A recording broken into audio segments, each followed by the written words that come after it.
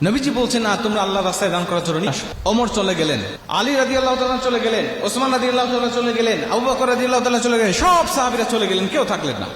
কিছুক্ষণ পরে কেউ বস্তায় করে, কেউ হাড়ি পাতিলে করে, কেউ কাপড়ে বেঁধে, কেউ ঘোড়ার উপরে উট তুলে, কেউ উটের উপরে তুলে বিভিন্নভাবে মাল সামানা নিয়ে একদম মসজিদে নববী পরিপূর্ণ করে ফেললেন।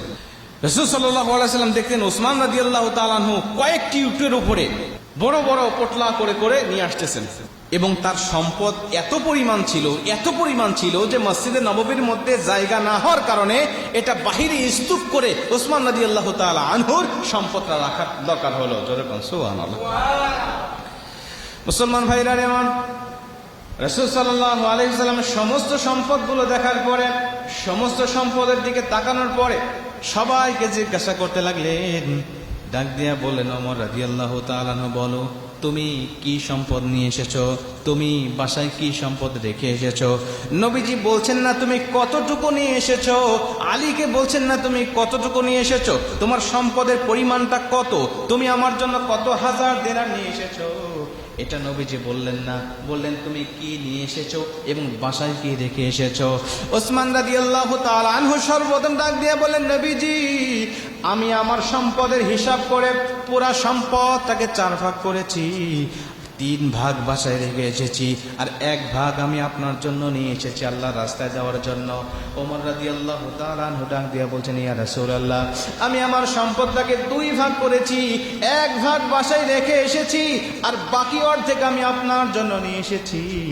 ওসমান রাদিয়াল্লাহু তাআলা আনহু যখন এমন কথা, ওমরও যখন এমন কথা, আবু বকর রাদিয়াল্লাহু তাআলা আনহুকে বলেন, আবু বকর তুমি কি নিয়ে এসেছো এবং কি রেখে এসেছো বলো।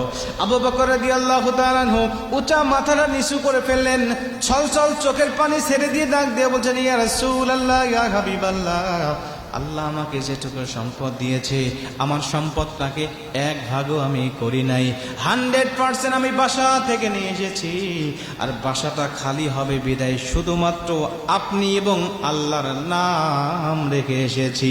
জোরে কোন সুবহানাল্লাহ।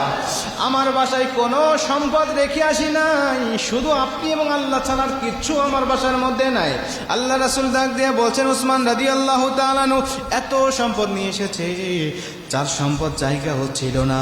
ওমর রাদিয়াল্লাহু তাআলা আনহু অনেক সম্পদ নিয়ে এসেছে, কিন্তু আমার আবু বকর রাদিয়াল্লাহু তাআলা আনহু মাত্র অল্প মাল নিয়ে এসেছে আমার কাছে, কিন্তু সে সব নিয়ে আসার কারণে, ইখলাসের সাথে দান করার কারণে আবু বকর, ওমর, উসমানের থেকে আবু বকরের দানটা আমার আল্লাহর কাছে অনেক অনেক গুণে প্রিয় হয়ে গেল।